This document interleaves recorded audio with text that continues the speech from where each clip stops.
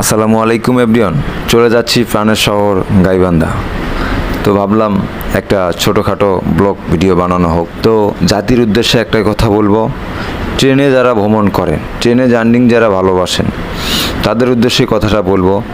ট্রেনে জার্নি করার সময় আপনারা ভুল করে কখনো জানলা দিয়ে বা দরজা দিয়ে কখনো আপনার গুরুত্বপূর্ণ মোবাইল ফোনটা দিয়ে কখনোই ভিডিও করবেন না।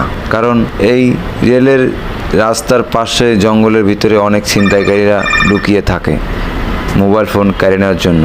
আপনারা সবাই সতর্ক থাকবেন। ধন্যবাদ।